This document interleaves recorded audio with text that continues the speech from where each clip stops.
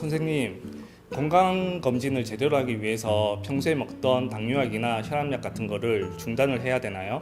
정확히는 약에 따라 다릅니다. 혈압약 같은 경우에는 드셔도 되고요. 가급적 이제 당일 아침 6시 이전에 드시는 것이 좋고, 당뇨약 같은 경우에는 저혈당이 오는 경우가 있기 때문에 검진 당일에는 드시지 않는 걸 추천합니다.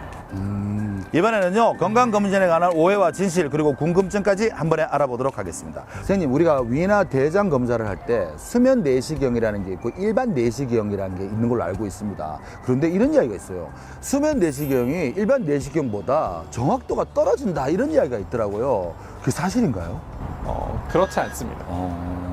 오히려 일반 내시경 같은 경우에는 수면을 안 하고 하기 때문에 환자분들이 트림이나 구역감이 있거나 이래서 검사에 협조가 잘 되지 않는 경우에 조금 더 힘든 경우가 있지만, 기본적으로는 검사 협조가 잘 된다는 전제하에는 두 검사가 큰 차이가 없는 걸로 되어 있습니다. 그렇다면 검사 받는 분의 상태나 어떤 컨디션 때문에 결정하는 경우가 많겠군요. 두 개 중에 하나를. 그렇죠. 그런데 내시경 검사를 받으면 우리 건강에 안 좋다는 이야기 굉장히 많이 들었습니다. 사실인가요? 그렇진 않습니다. 보통은 이상 소견이 있거나 조직 검사를 해야 되는 경우에는 2개월에서 3개월 뒤에 다시 하는 경우도 굉장히 흔한 케이스고요. 너무 짧은 거 아닌가요? 있습니다. 예.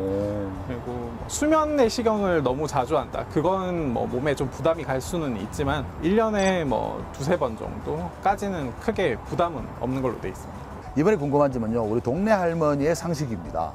뇌 MRI 검사를 받으면 치매를 알 수 있다 이러면서 꼭 받아라 이런 이야기 하시더라고요. 사실인가요? 아닙니다. 아니군요.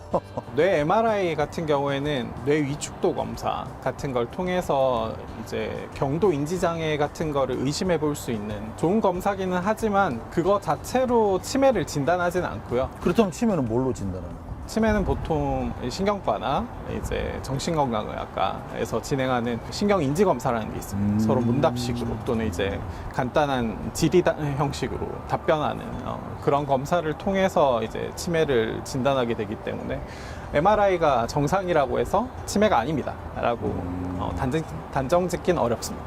그렇다면 뇌 MRI 검사를 통해서 치매를 알 수는 없겠지만 뭔가 경고, 위험성 이런 건 좀 알 수 있지 않을까요?